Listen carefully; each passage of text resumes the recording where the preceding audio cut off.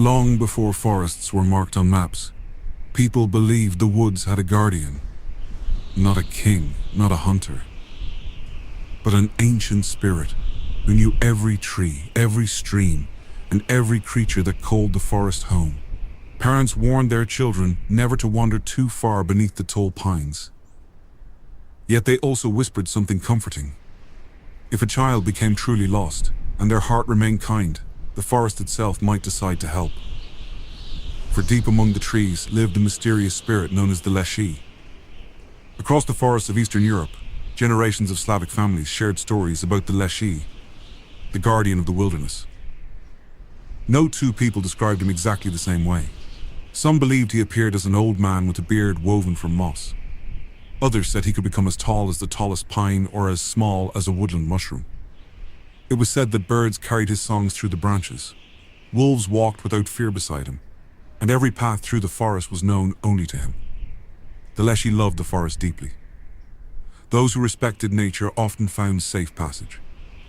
Those who entered with greed or cruelty sometimes discovered that every trail suddenly looked the same.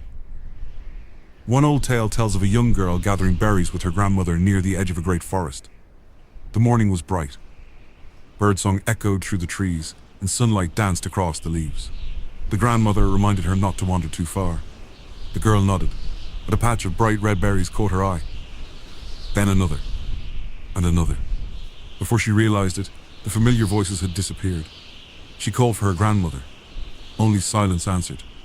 The little girl tried to retrace her steps, but every tree seemed to look exactly like the last. Fear slowly replaced curiosity. The sun began to sink lower and long shadows stretched across the forest floor. She remembered what the elders had always said. When you are lost, do not run.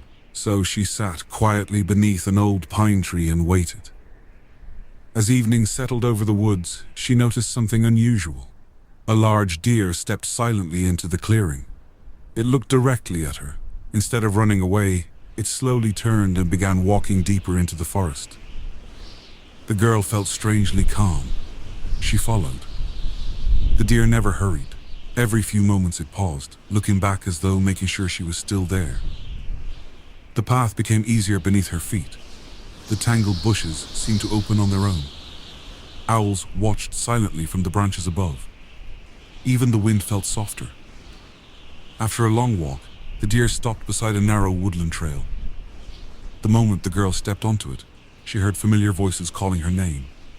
Her grandmother, neighbors from the village. When the frightened search party reached her, the deer had disappeared. Only fresh hoofprints remained upon the soft earth. The oldest villager smiled quietly. The Leshy has returned her. No one questioned him. For generations, people believed the forest spirit often chose animals to guide children who respected the woods and never harmed its creatures. The story spread from village to village. Children still learned never to wander carelessly into the forest. But they also learned something equally important. Nature remembers kindness. Whether the Leshy truly walked beneath the towering pines is something no one can say for certain. Perhaps the deer simply found a frightened child. Perhaps experienced woodsmen discovered the trail before anyone else. Or perhaps old forests have always felt alive because they hold mysteries we have never completely understood. The legend reminds us that forests are more than collections of trees. They are living worlds, deserving of patience, respect, and humility. Maybe that is why, even today, stepping into a quiet forest can feel like entering a place where someone has been watching over it for a very long time.